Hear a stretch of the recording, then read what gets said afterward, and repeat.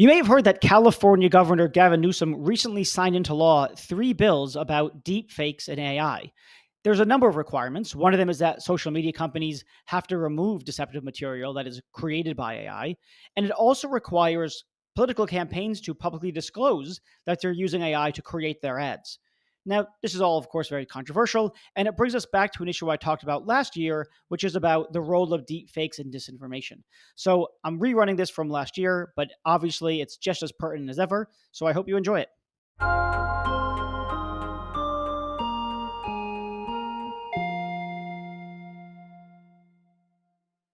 With another election coming up, I'm thinking a lot about disinformation. It's a concern that a lot of people have, of course, that there's a tremendous amount of disinformation online, on social media platforms, and looks like something's got to be done, right? I mean, we can't just sort of stew in this ocean of disinformation and then hope it all just works out. So I'm worried about disinformation generally.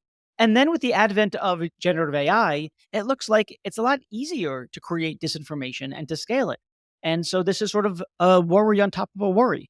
And I wanted to get clear on just exactly how much we should be concerned about disinformation in particular, generative AI, and what role it plays in disinformation, and what we're supposed to be doing about all this, because it doesn't seem like a very good situation. It doesn't seem like it's going to get better. So I came across this report put out by the Carnegie Endowment for International Peace, written by John Bateman and Dean Jackson, the title of which is Countering Disinformation Effectively, an Evidence Based Policy Guide.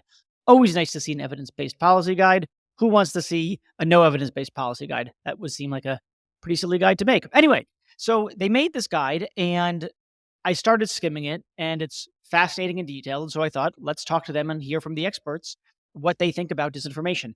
The conversation was totally fascinating and in some ways encouraging and in much bigger ways discouraging, I thought. No less interesting for that reason. Encouraging because it turns out, plausibly, AI in general and generative AI in particular, it's not good. It's not good for disinformation, but it's not the sort of the thing that's the tipping point. It's not this massive, massive problem, at least by their lights. It's a problem, but it's really not the very, very dangerous thing that I thought it probably was. So that's encouraging. But the reason that it's not particularly powerful is because we don't need it. We can do a lot of damage without generative AI. And so the additional damage we can do, well, that's just diminishing returns at this point. So like I said, it's encouraging in one respect, but in a much larger respect, much more discouraging, I thought. We talked about a lot of things. Here are some three big ideas that we really focus on that you'll be able to track throughout the conversation.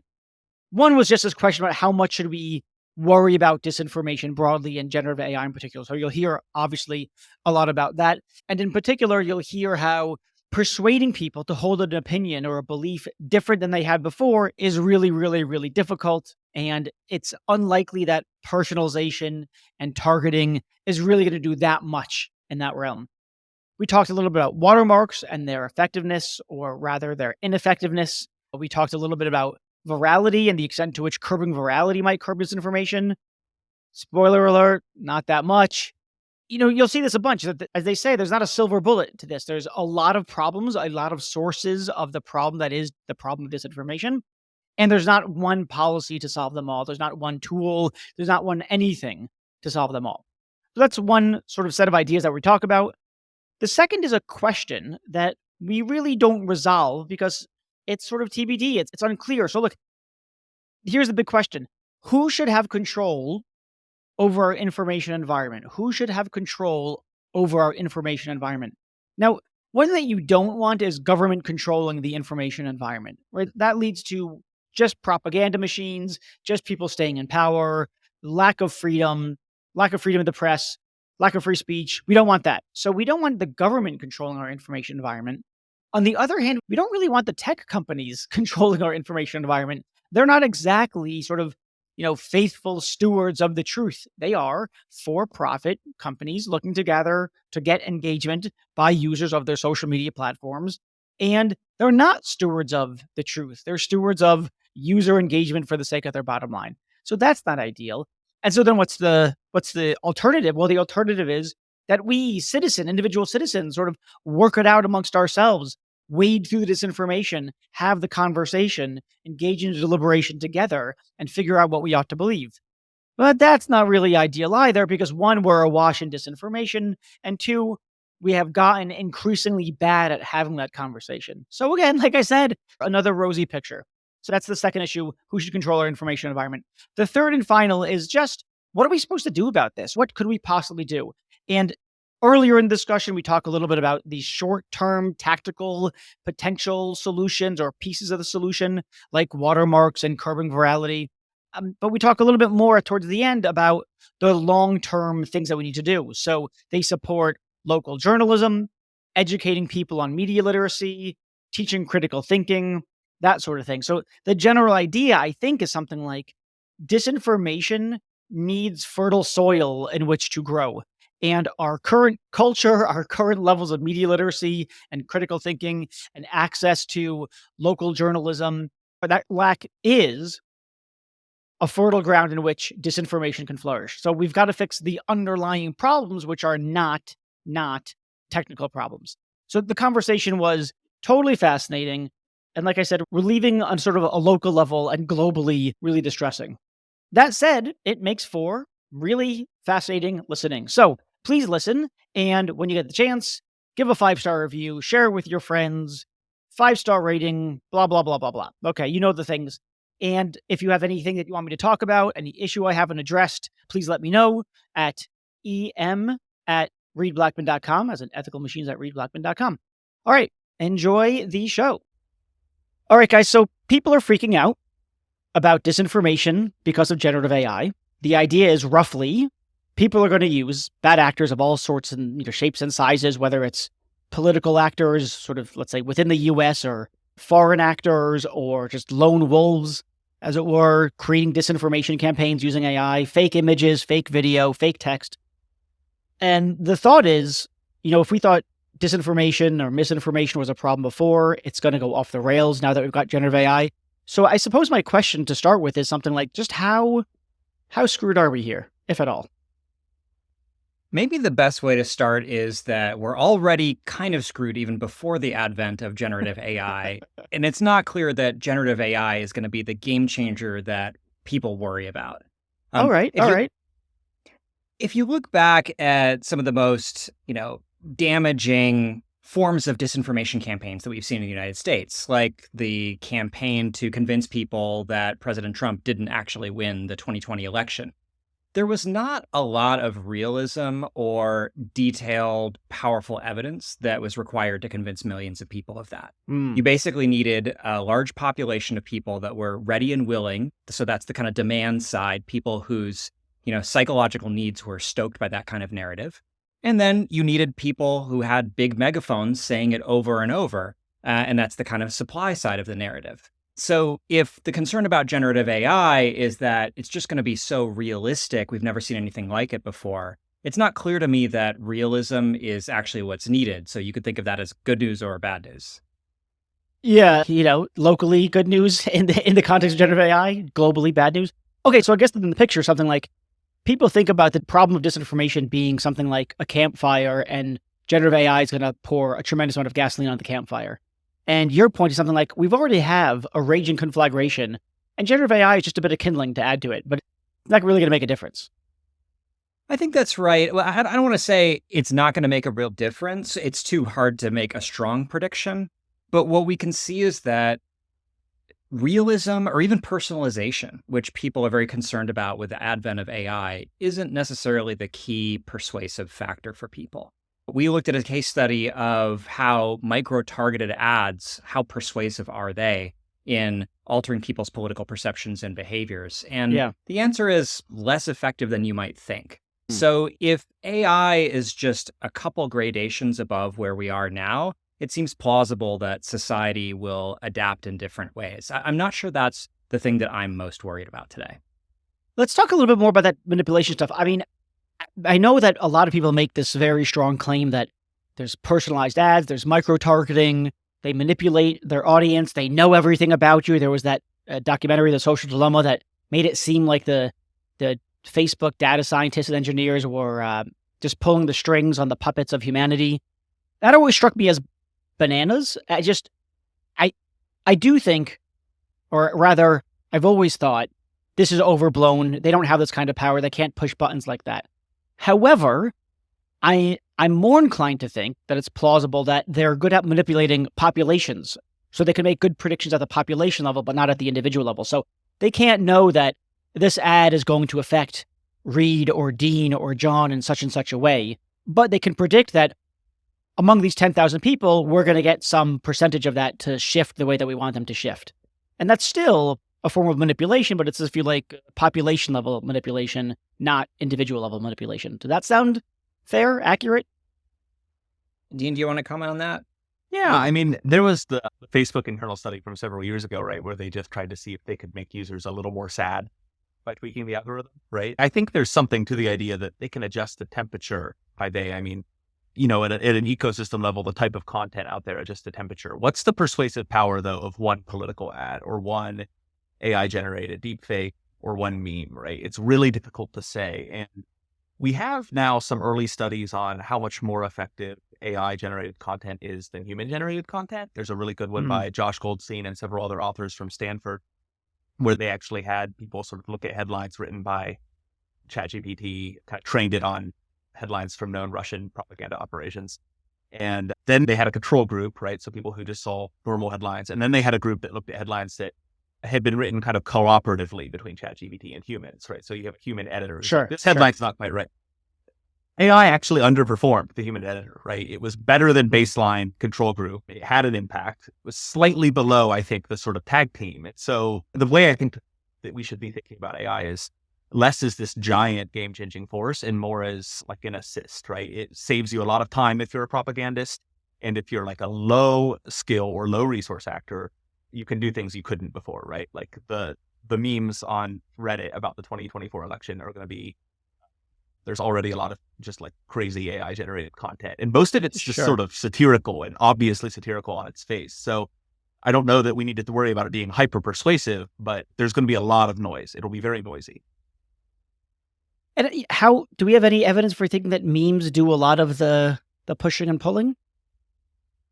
I think that type of content, there's good evidence that it's good at mobilizing people to do things they're already sort of inclined to do or think things they're already think, right? It's good at getting people off the couch to go vote. It's good at sort of people to double down on their preference for a candidate. It's good at helping them find like-minded individuals on the internet.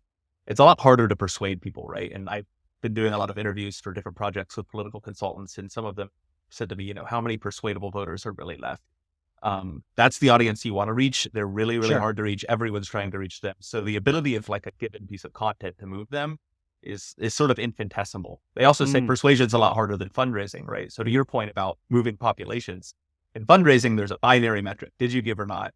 And you just want to get the maximum number of people to give. And so if you can increase that by 1% across the population, that's huge. Persuasion, the signal's much less binary. What makes someone decide something on a given day can be highly emotional and idiosyncratic. It's just much more difficult to even measure the impact of something on persuasion. Our case study, I should note, sort of references a wider literature around the effectiveness of targeted advertising and finds that, like, yeah, it matters in the way that all political ads matter.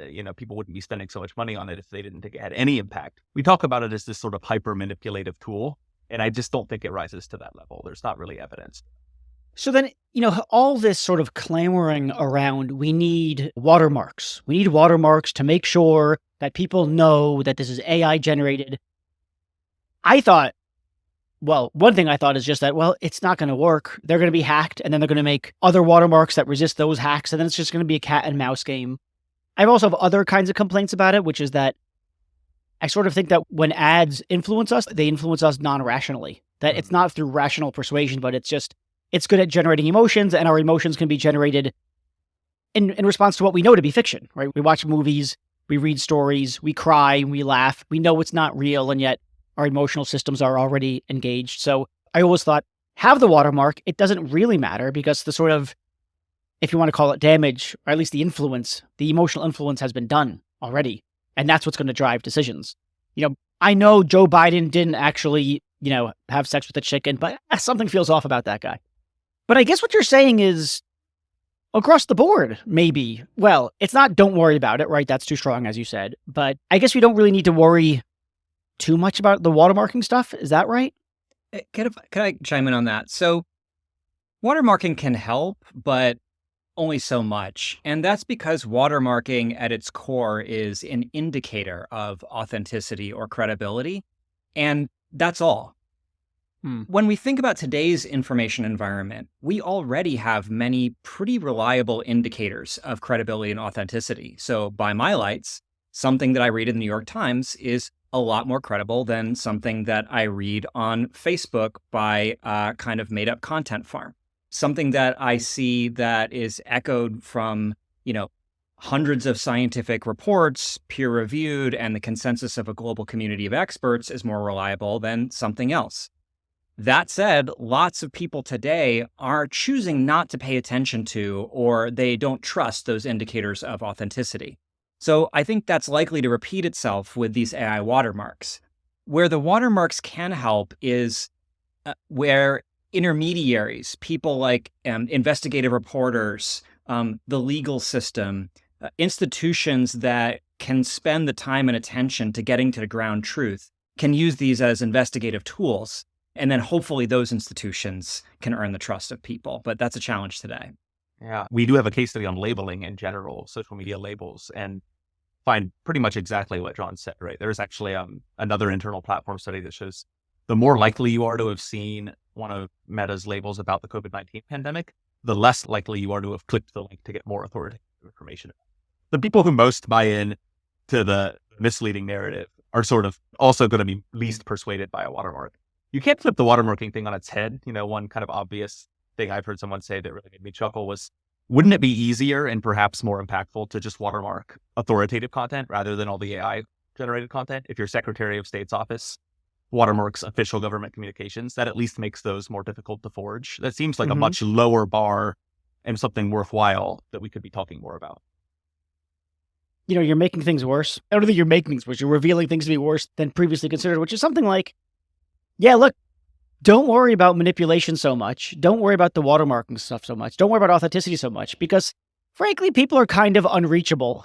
They've got their political positions. They've got their private opinions that are sometimes they're not so private about. And the probability that you're going to move them off that position is vanishingly small. Can I just reframe that slightly? So Yeah. I think there's a truth there. One of the things that Dean and I discuss is that people's political and social behavior, the kinds of thing that we often think is driven by factual claims that are being aired in ads or circulating in the media, those things are often more typically driven by worldviews and identities that are shaped over lifetimes. And so you're right. I wouldn't go so far as to say unreachable, but actually causing someone to vote for a different candidate, causing someone to vote if they weren't going to vote, causing someone to take a vaccine if they weren't inclined to take that vaccine. That's extraordinarily difficult. But that doesn't mean that persuasion is impossible, and that doesn't mean it's impossible to counter disinformation. It does mean that we should shift our attention somewhat toward operating at the same long timescales and the same large-scale social systems that the bad guys are operating at. So we encourage policymakers to take a more portfolio approach that includes more ambitious long-term bets on, what can we do to bring back local journalism? What can we do to educate people on the tools of media literacy and critical thinking? These are not quick fixes, but these are the kinds of things that could have an impact over a very long period of time. I see the point. The general point is something like, the problem here is more systemic. It's not this one-off. Someone's sort of rational capacities are going to be undermined by virtue of manipulative media, whether it's generated by AI or not. We've got to engage in this long-term strategy. Part of it is getting people to develop an intellectual conscience. Right? Is that really true? That seems like a phenomenally tall order. I mean, to say the least. I mean, oh my God, getting the average person to have a really sort of deep intellectual conscience, is, oh boy, that's a problem. Conscience is a great term because it evokes this idea that we have this inner sense that we should be behaving better than we are. And, I think, Dean, your findings on accuracy nudges are a great example of that. I don't know if you want to, bring that up. Yeah, so an accuracy nudge for the audience is the idea that you can sort of prompt users before they say share a piece of content they see online to reflect on whether or not that content is accurate, maybe give them a cue of this content comes from a source that's been fact checked as false multiple times. And you sort of can shift a little bit the motive for their behavior, right? When you ask someone why they share a piece of content, why they click the share button, I think sometimes, especially in the kind of disinformation research field, we assume that people have this accuracy motive. They share it because they think it's true and worth other people's time to read. If you Right. survey them, a lot of times they just think it's funny or they want to That- signal agreement with it. An accuracy nudge sort of shifts them into that accuracy frame. Of course, academics would assume people are sharing stuff because it's true. Of course. Knowledge is the greatest good, of course. Right. So you saying these sort of prompts act as a kind of like epistemic Jiminy Cricket to say, are you sure it's Yeah. true? Are you sure you're thinking about the evidence for that conclusion? Yeah, and similarly, we have a whole case study on sort of like counter messaging and communications-based approaches. There's an interesting study cited in there that shows if you have somebody in the comments section of a post, if say there's an instance of hate speech in the comments and someone reacts to that and says, hey, that's not cool, probably says something more scientific than that. But, they react to it. They try to sort of push back on it. You statistically will see fewer repeat instances of hate speech lower in the comments, right? It does have an impact on the tenor of the conversation because it makes people think twice about their words and the impact they have. One thing I'd be interested to know is, do they have that same kind of reaction when they get that prompt? Like, yeah, no, it's true. How dare you question me? So I wonder if it's like the COVID vaccine thing where people just sort of further entrench themselves in their position. That's one sort of question. Another question that I have, I'm going to just rattle off a few because they're on top of my head at the moment. So that's one kind of question. Another kind of question is something like, why should we try so hard to counter the disinformation if it really is a sort of relatively ineffectual, as you say? Should we really devote significant resources to combating the disinformation?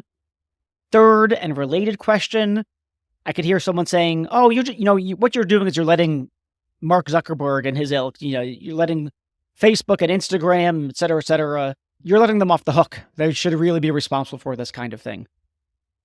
Let's stop there. That's enough questions. I've got more, but let's start with that. Why don't I hit, I think, the biggest question that you just asked, which is, why care about disinformation? Is this really a serious problem? So I think it is. And I would go back to the Stop the Steal movement as the kind of paragon example of a successful, extremely damaging disinformation campaign. I can't think of an idea in my lifetime that has done the most to destabilize political conditions in the United States, and the consequences are only continuing. So I do think disinformation matters. If Dean and I are trying to say anything here, it's that persuasion on all sides of an issue is difficult in a tactical sense, right? And so someone's ability to pull off a disinformation campaign, like the idea that the 2020 election was stolen, it requires a lot of initial conditions to be set over a long period of time. It requires a political system in which certain incentives exist, and there's a lack of policing or perverse incentives, tolerance for bad action, lack of accountability. And then this kind of toxic stew of traditional and social media that all play into these dynamics. And so it's complicated. And then therefore the solutions need to be complicated. I guess when I get impatient is when I hear people say, we'll just fix the algorithms, or we'll just sanction the Russians, or just fact check things more, just slap the label on something, or strip somebody's social media account, as if there's a kind of techno-solutionism of just putting your finger in the dike and saying, that solved it. That's not how the problem works, and so I don't think that's how the solution is going to work. Yeah, I think that's right. The other thing I think John and I often say is that yes, it's a complicated problem and it needs complicated solutions. It's also a sort of perennial generational problem that needs kind of big, large-scale solutions to implement. So you said people are so entrenched in their beliefs, why bother trying to counter the disinformation? When you think about counter disinformation, you think a lot about sort of like fact-checking or labeling, the sort of tactical approaches John just mentioned, right? Responding to individual pieces of content. Then you asked the third question about like accountability for tech companies. Tech companies are an ecosystem, right? It's about lots and, millions of pieces of content flying between millions of users. I don't think it's just the tech ecosystem that matters. There's also, as we said earlier, like the media literacy ecosystem. We talk a lot about local journalism and its decline and the effect that has on public discourse in the United States. But I think we do need to sort of think about long-term, large-scale investments at the sort of ecosystem level. Doesn't mean stop doing the tactical things, but That's just a Band-Aid until you can kind of afford the larger surgery, if I'm going to overextend that medical metaphor. So let me ask you a question that sort of came up today in a conversation I had with someone who's very much on the right. This was actually with Will Kane. He hosts a TV show on Fox, and he thinks disinformation is perhaps, and maybe this is not quite right, it's in some sense a problem, but we shouldn't interfere with it. This is what free speech is about. We should have, we should let people say the things that they want to say, as disgusting or as false as we may find them. And it's our job as citizens to ferret out the truth. So maybe there's a problem, but there isn't, if you like, a solution above and beyond people doing what they've got to do. What do you have to say to that? So I may surprise Will Kane here and not totally disagreeing with it. One of the overarching points in our report is that what counts as disinformation, what counts as countering disinformation isn't always an apolitical concept, right? We define disinformation the way a lot of people do is information that is intentionally false, right? So it is lying. That's not anything that we should be pleased with in any democratic society. But how do you determine something is false and how do you determine someone's intentions? That's a very fraught question. And a lot of democratic politics, to say the least of court cases, the scientific process, social movements, it's all about what people think is true and kind of the battle for that. This is perennial. Yep. So I think Dean and I are in some ways aligned against the over-pathologizing of speech and saying that disinformation means that society is so sick that we need to empower experts to kind of take control over the information sphere. But on the other hand, some of what you were just voicing to us, the ways that citizens should respond just by discerning for themselves and replying with their own counter speech, that's a lot of what these things can be considered, right? So teaching media literacy, even fact-checking, that's just someone else's speech, right? Pre-bunking, letting people know the kinds of narratives and techniques that they might encounter and giving them context to help them respond in those situations rationally. These are all in the realm of totally acceptable democratic activity as well. So, I think what's good for the goose is good for the gander. There's some pretty good early writing from like the 2017-ish era, which does feel like a different era now, on the way in which this is an epistemological problem. All right. We're not disagreeing necessarily about what's true and false. We're disagreeing about how we know, right? Which authorities are worth trusting. And I think what Will Kane is saying is, sort of, well, I don't want to put words in his mouth. A thing I might agree with him about is that it's dangerous to say any authority is beyond reproach. And if you're claiming that you are the sort of, an unassailable source of truth, that is a problem for democracy. I think a way we sometimes misuse the free speech frame, though, is there's this great line from a really old Supreme Court case. I think it's like a case at the turn of the 1800s, where there's the line, the best remedy for bad speech is more speech.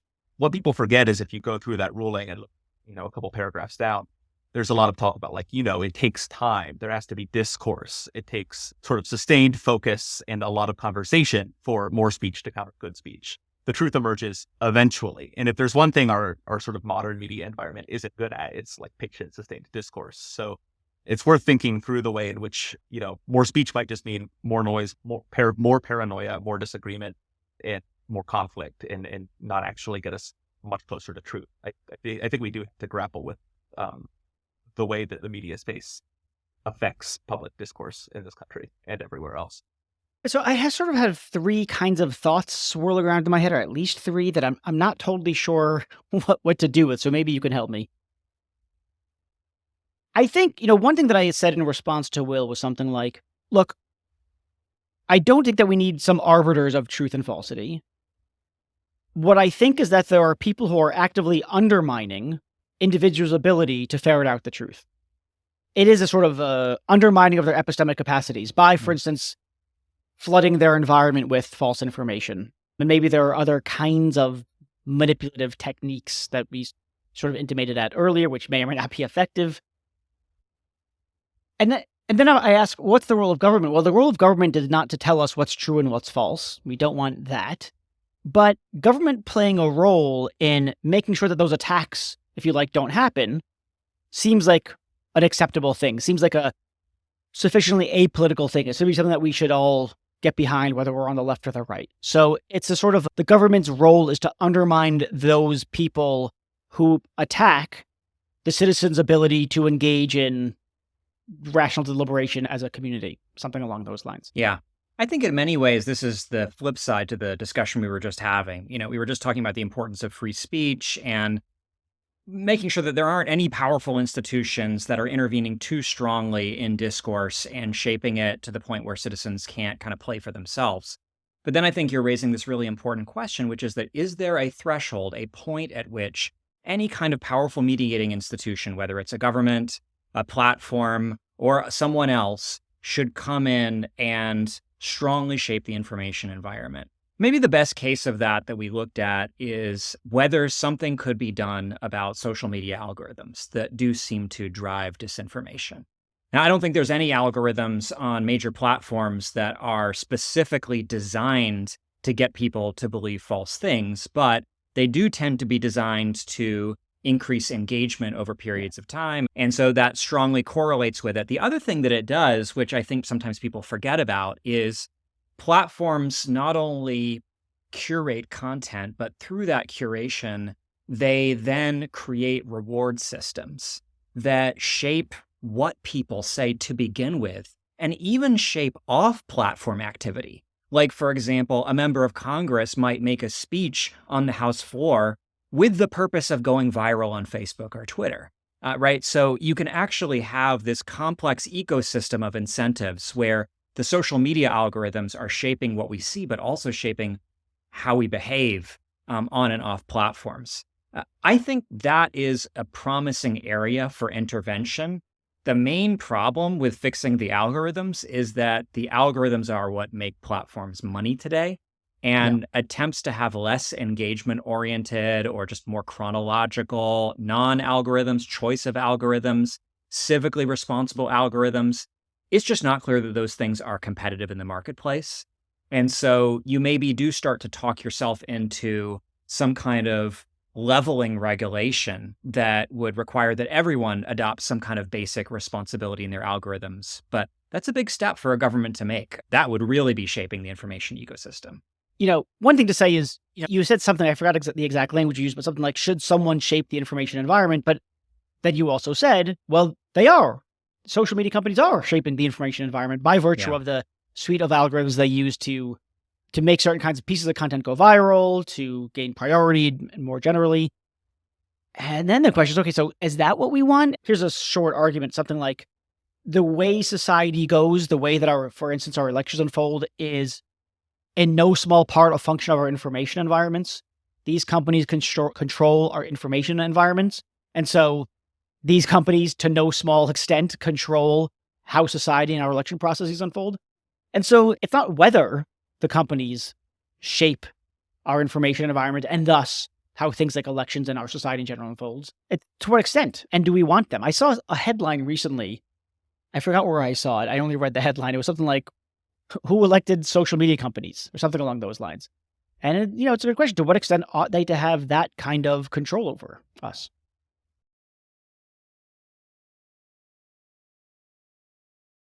I almost want to zoom out a little bit and say something kind of philosophical, which is that, we're talking about the role of platforms in shaping our information environment. And I think it makes a lot of people uncomfortable that a private company with kind of a pure Machiavellian profit incentive is kind of controlling what people see, read, and maybe think. So that doesn't seem good.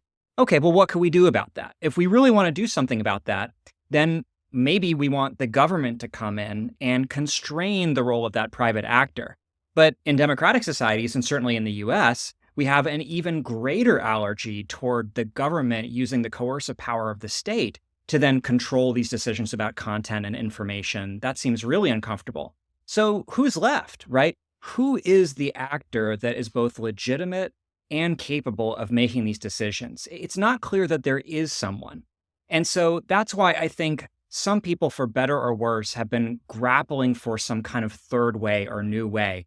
I'm not necessarily the biggest fan of the Facebook oversight board, but that was one of the early experiments, at least, of a recognition that, hey, can we invent something else? Something that's not quite this, not quite that. People are experimenting now further with the so-called Fediverse, federated or decentralized social media platforms like Mastodon, Blue Sky. Again, people that have looked into that, they come with new problems too, and they don't always solve the old problems. But is there some way to get out of this paradox? That's one of the challenges for society in our era. I mean, I take it that, one answer is something like, well, we're just going to have a sort of, competitive marketplace of different social media platforms with their different methods of curation. And, the people are going to decide how to solve the problem or not to solve the problem. And that may overjoy you or terrify you, depending on your assessments of the people. Let me take a step back and ask sort of where are we on how much we need to be worked up about disinformation. I mean, part of me feels like what you're saying at a sort of bigger level is, yeah, disinformation is one of the variables or one of the causes in this giant causal stew of society. It's not completely insignificant, but it's not all that it's made out to be. And really, our problems are sort of more fundamental, more structural, more in the long time coming, and solutions are in the more long-term strategies. Is that a sort of fair summary? I think one way to think about it is that disinformation it's one of a number of kind of political informational maladies that we should be worried about. And they're each different, but they're related, right? So we worry about disinformation. We also worry about polarization or partisanship. We worry about extremism. We worry about political violence. We worry about breakdown of norms, loss of civility, partisan gridlock, obstructionism. I could go on and on with all the kind of boogeymen, right? And, people could name all sorts of things. These are all in some ways distinct problems, right? So like, for example, people believing false claims or alternative facts, that is a distinct problem from being politically polarized. But they're related too. The more polarized people are, for example, the more tribal they are, the more someone will be inclined to believe false claims that seem to be in the service of your side's narrative. Sure. Disinformation is not the sole political evil that troubles us, but it is in this kind of toxic stew of other things. I don't want people to hear that and then think it's hopeless, because how could we solve all of these things? At the end of the day, Dean and I will tell you that fact-checking kind of works.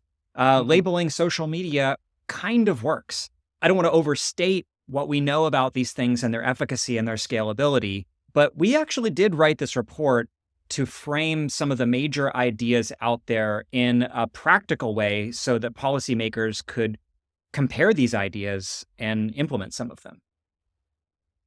As another way of saying, sort of reframing a bit, it is a problem. There aren't great short-term solutions. There's okay short-term solutions, I guess.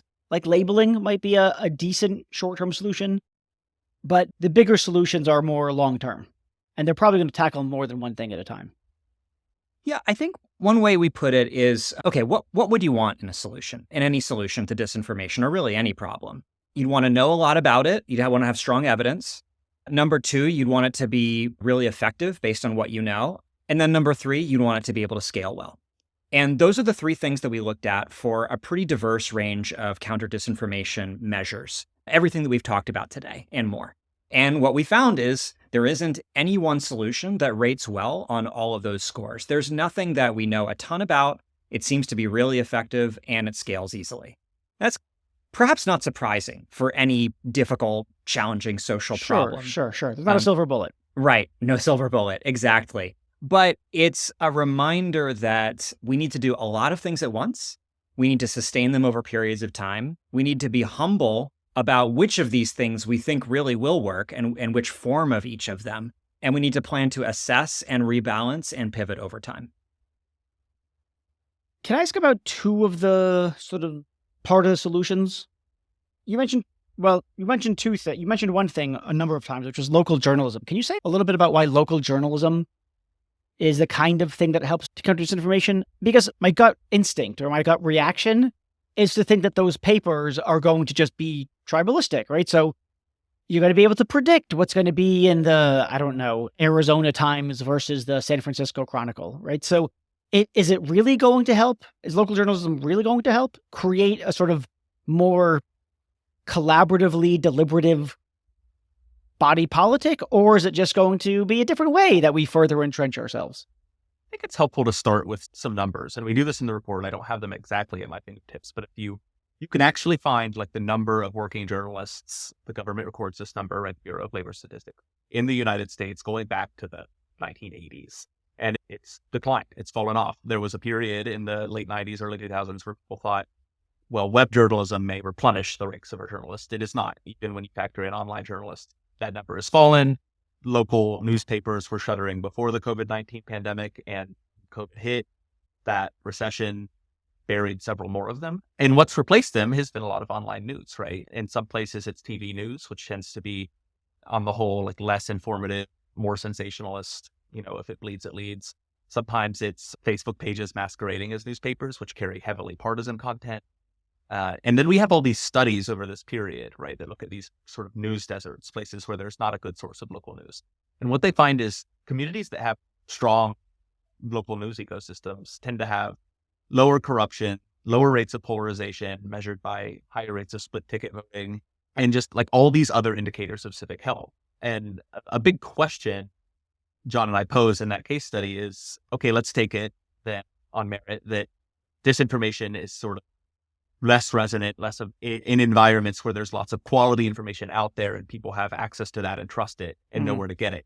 If you lose that and then bring it back, make big investments in nonprofit newsrooms like a lot of philanthropists are doing, do the civic benefits also regenerate? That's kind of a big experiment that's happening right now. A lot of monitoring evaluation plans to be written around that question because it's a gamble, right? Maybe it doesn't come back. Maybe we're sort of in it for the long haul in terms of effective polarization and cynicism about the news media.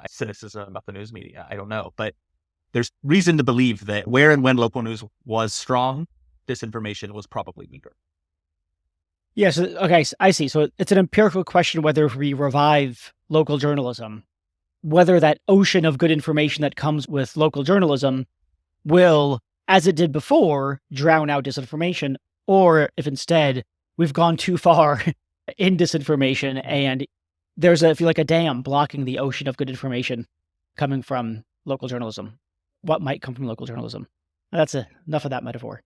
Let me ask you one last question. This is sort of a very, I don't know, it's been on my mind for a while. It's never had anyone to ask, so I'm just going to ask you.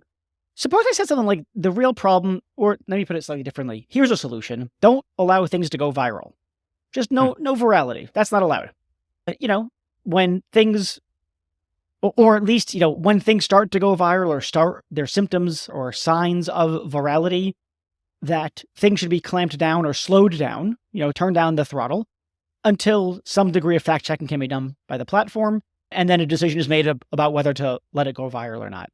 I don't know. Is something along those lines part of the solution? Is virality, I don't know if it's the source of the problem as opposed to something like an exacerbator, a massive exacerbator of the problem? I don't know. Where does virality play into all this? Yeah.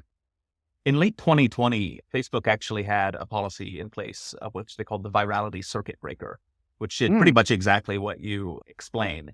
And this was a part of a suite of what they called break glass measures to protect the 2020 election. And so I'll throw that out there. I'll throw out there also some of Facebook's own findings that there are a relatively small number of accounts that are often responsible for providing huge signal boost to particular stories that go viral. Or, if you joined a Stop the Steal Facebook group, there were less than 1% of accounts in those groups were responsible for sending, I think, nearly half of the invites to those groups. And that's how those groups grew. So yes, like a small spark from a small number of accounts really can light this giant conflagration. I don't think having those policies in place solves everything though, right? Like you're not going to solve the problem of Donald Trump on the national debate stage speaking directly to the Proud Boys.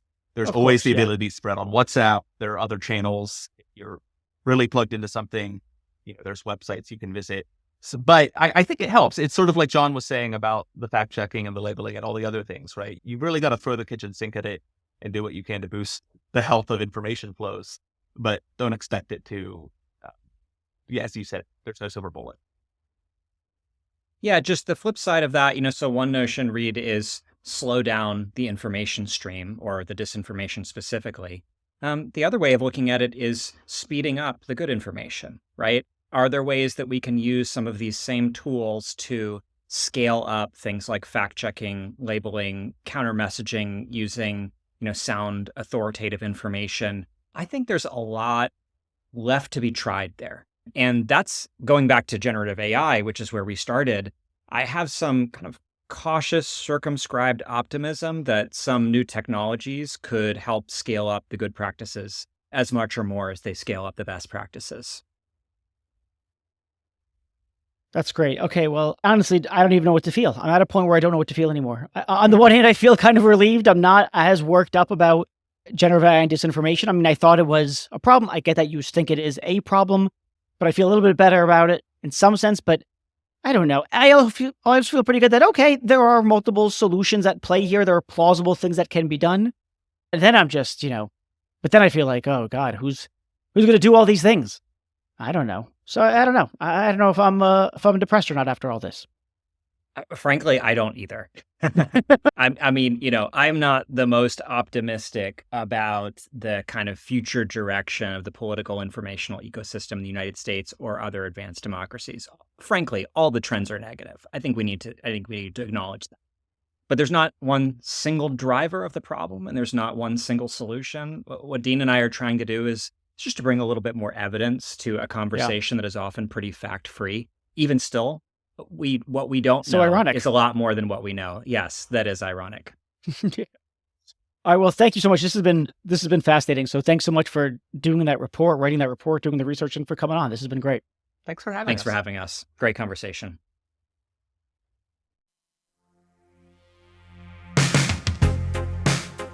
Thanks so much, everyone, for listening. And now let me thank the people who have made this podcast possible. So first of all, we have Delano Alexander. He's been with me since day one. He showed me even how to start recording a podcast in the first place. He does editing stuff. He's been fantastic, and he does really everything I ask him to and more. I've never met anyone else who just says so much. Yeah, I don't know how to do that, but I'll figure it out. What more could you ask for in a producer? Next up, Jennifer Strong, my podcast guru. I don't know what else to call her. She just has advised me on how to design the podcast, how to grow it, and she's responsible for, if you like, this kind of season 2 relaunch and everything around it. So thank you to you, Jennifer. Next up, Meg Marco, responsible for all the excellent artwork. Before I did the artwork, I didn't really know what I was doing. We put it together. It worked well enough, but I think Meg really did a phenomenal job bringing everything together. Garrett Lang, sound engineer that I frankly don't deserve. He's just too good for this podcast. Don't tell him I said that, though. Next up, Benjamin Koltgen. He is a professor of philosophy who has helped me source guests, identify who's interesting, who has things to say, etc., etc. So without him, I wouldn't have anyone to talk to. And then finally, Ashley Wasylenko, who helps with all manner of administrative things, making sure that the podcast guests find their way to the podcast, can schedule the recording, get their bios and headshots, and really just keeping the show on the rails and me organized. Thanks to all of you. Really appreciate all your hard work.